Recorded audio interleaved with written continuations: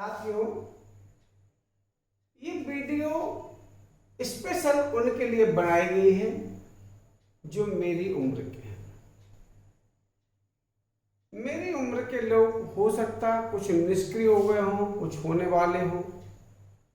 अब हम लोगों की जो उम्र है वो कुछ अच्छा करने की है।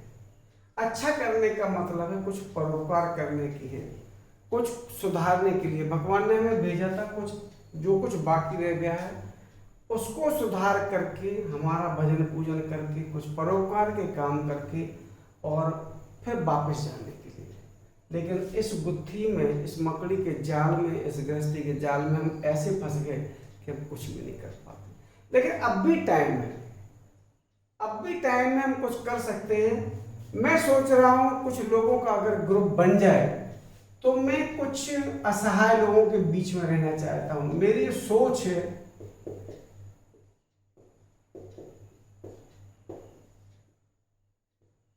कुछ वास्तविक जरूरतमंद लोगों की सेवा करना।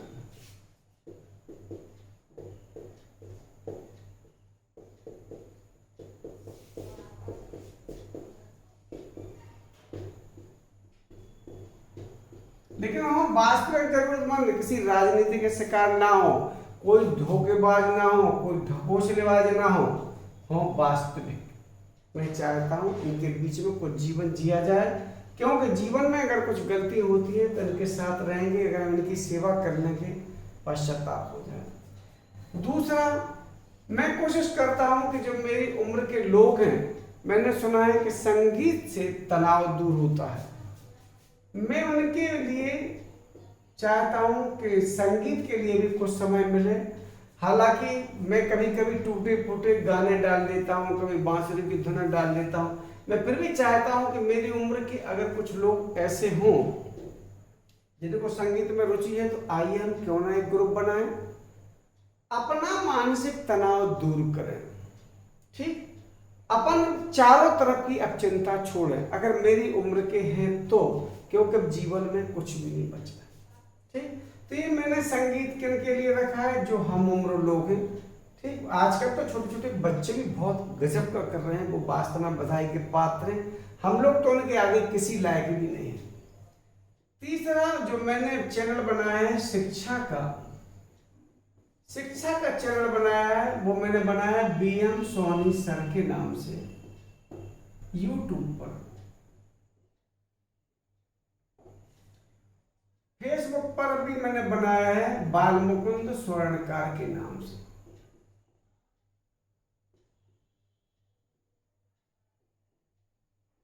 ये फेसबुक पर है। एक और है माई एम नर्सरी टू IIT।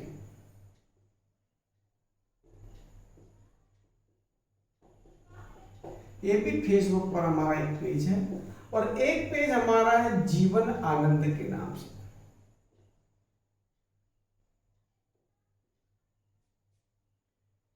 मैं चाहता हूं कि गांव के दूर दराज बैठे अच्छे बच्चे जो अगर शहर में नहीं आ पाते हैं, मैं भी चूंकि साइड से जुड़ा व्यक्ति हूं, मैं सिविल इंजीनियर हूं। जब मैं गांव गांव जाता हूं तो मैं देखता हूं कि लोग इतनी दूर से स्कूल आते हैं, बड़ी बड़ी समझदार लड़कियां साइकिल से चली आती हैं, तब मुझे दुख होता है।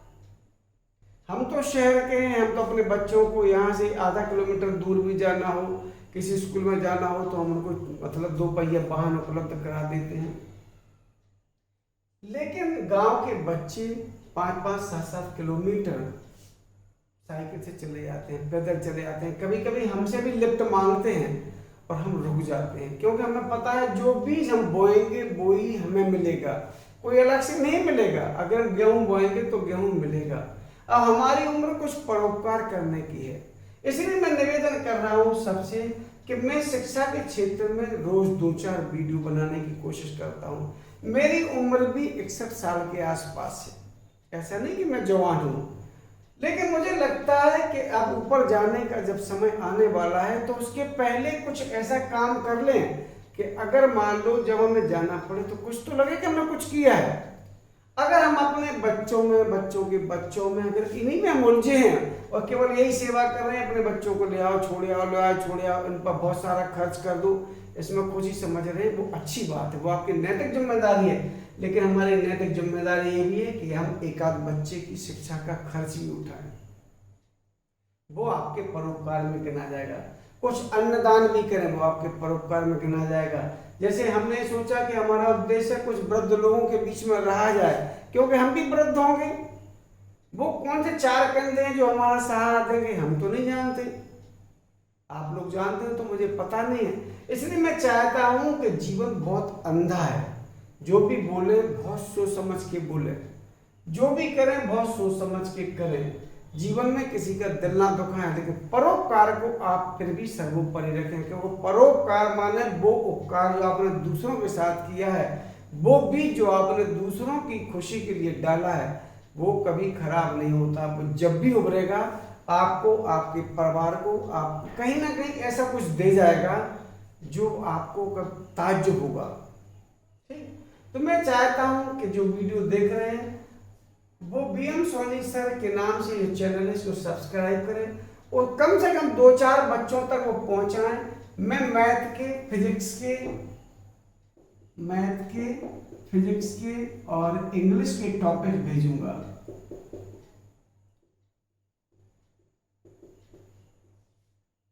इंग्लिश में भी मेरी कोशिश ये रहेगी, जो घर में महिलाएं हैं, जो घर में बूढ़े हैं, बड़े बूढ़े हैं, लोग गांव से यहाँ बच्चों को पढ़ाने के लिए भेजते हैं, अपना बहुत सारा पैसा बर्बाद करते हैं, स्कूलों में डालते हैं। स्कूलों का ऐसा माहौल मुझे तो नहीं लगता, एक आधी स्कूल हो तो हो, नहीं तो जो शिक्षा घर पर मिलती है वो कहीं नहीं मिलती।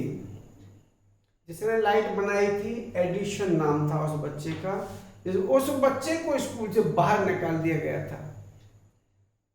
तो जो सही शिक्षा होती है वो घर पर मिलती है। मैं उसका भी उदाहरण आपको बताऊंगा। मैं एक गरीब परिवार से हूं। मैं जब आईआईटी का पेपर देने गया तो मैंने देखा मेरे साथ तो कोई नहीं था, कोई नहीं था मेरे साथ। गरीब परिवार से था, मध्यम वर्गीय परिवार से था। मैं गया, मैंने पेपर दिया। उसके बाद कुछ लोग ऐसे थे जो 4 व्हीलर से गए, कुछ और काम मतलब मोटरसाइकिल से गए। उनके माँ बाप को बहुत गर्व था कि उनके बच्चों के पेपर बहुत अच्छे जाएंगे। क्यों? क्योंकि हर माँ बाप अपने बच्चे के लिए अच्छी से अच्छी शिक्षा देने की कोशिश करते हैं, अच्छे से अच्छा पैसा उनके ऊपर खर्च कर सकते हैं और करते भी हैं। जब वो पेपर दे के आए, उन्होंने बोला, पहले पेपर मिलते थे, उन्होंने बोला कि कैसा गया पेपर, कैसा गया पेपर। कुछ बच्चे बोले बहुत कठिन था पेपर, बहुत कठिन था, बहुत कठिन था। 1-2-4 बच्चों से मैंने सुना बहुत कठिन था। बड़े बड़े लोगों के बच्चे होंगे। किसी ने मुझसे पूछा, सुनो बेटा सुनो, तुम्हारा पेपर कैसा गया? तो मैंने कहा उस पेपर में कुछ था ही नहीं। तो लोगों ने मुझे ऊपर से नीचे से ऊपर तक देखा कि ये कैसा है, ये बोला उस पेपर में कुछ था ही नहीं, और मेरा बच्चा कह रहा बहुत कठिन, बहुत कठिन है। तो कहने का मतलब ये है कि हमें खुद ही पढ़ना पड़ता है। कोई भी इंस्टीट्यूट हमें नहीं पढ़ाती है, केवल गाइड कर सकती है। अगर आप घर पर पढ़ते हैं तो वो ही आपको ट्यूशन में भी पढ़ाया जाता है। मेरे कहने का मतलब ये है, कुछ बच्चे ऐसे भी होंगे, मतलब जिन बच्चों के पास कुछ भी सुविधा उपलब्ध नहीं होगी। कम से कम हमारे परिचित में अगर हो तो 2-2, 4-4 बच्चों को हम बोले, और मैंने मोबाइल नंबर भी अपना उनको दिया है कि मोबाइल नंबर 9450036741 है। इस नंबर पर चाहे तो अपनी प्रॉब्लम भी भेजें। मेरी कोशिश रहेगी कि मैं उन बच्चों की समस्या का समाधान जैसे ही मुझे समय मिलता है मैं करता रहूँगा। ठीक, मुझे ये काम करना है, मेरी बहुत इच्छा है। मेरे चैनल का नाम भी है। ये कोई सिंपल नहीं है कि बहुत सिंपल हो, ये बहुत कठिन काम है। एक एक वीडियो बनाने में 2-2 घंटे लग जाते हैं, लेकिन मैं फिर भी बनाता हूँ। किसके लिए? क्या मैं अपने लिए या अपने बच्चों के लिए? अरे मैं तो नौकरी कर रहा हूँ, मेरा तो बिजनेस भी है, मेरे बच्चे हैं वो ऑलरेडी नौकरी कर रहे हैं, मुझे क्या ज़रूरत है? लेकिन इसलिए क्यों? क्योंकि अब जब जाने के समय आ गए तो परोपकार बहुत जरूरी है। जब हम परोपकार करेंगे तो उसका फल हमारे बच्चों को मिलेगा। वही आपको सोचना, ये नहीं सोचे कि बल्कि हमारे शौक पूरे हो गए, परिवार में पूरा समय गुजार लिया, बस वही जिंदगी है। ऐसा मत सोचें। परिवार के बाहर भी बहुत बड़ा परिवार है। उसके बारे में भी हमें सोचना है, वो भी हमारी नैतिक जिम्मेदारी है। किसी नेता की तरह नहीं सोचना है, एक अच्छे साधु की तरह सोचना है, एक अच्छे सत्संगी की तरह सोचना है कि हमें कुछ परोपकार करना है। हो सकता है मैं बोल रहा हूँ कुछ ज़्यादा बोल गया हूँ तो उसके लिए क्षमा प्रार्थी हूँ। अगर आप चाहते हैं कि वास्तव में इस काम में मेरी मदद करना चाहिए तो सबके पास पर्याप्त होगा। आइए हम कोशिश करते हैं कि कम से कम 10-5 ऐसे लोग हों जिनको वास्तविक जरूरत हो। मैंने अधिकांश जवान लोगों को रोते देखा है, बड़े बूढ़ों की तो बात ही क्या, लेकिन हो जरूरतमंद, उनकी हम सेवा करें। जो संगीत के शौकीन हैं उनके लिए आइए संगीत की भी व्यवस्था अपन करें, ठीक है।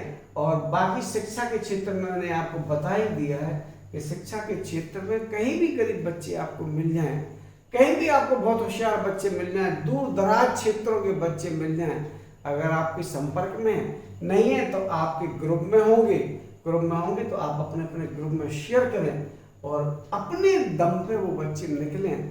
थोड़ी सी मदद हमारी हो जाए या थोड़ी सी हेल्प मैं उनकी कर सकूं तो मैं अपने आप को बहुत भाग्यशाली समझूंगा। इसी के साथ जय हिंद, जय भारत।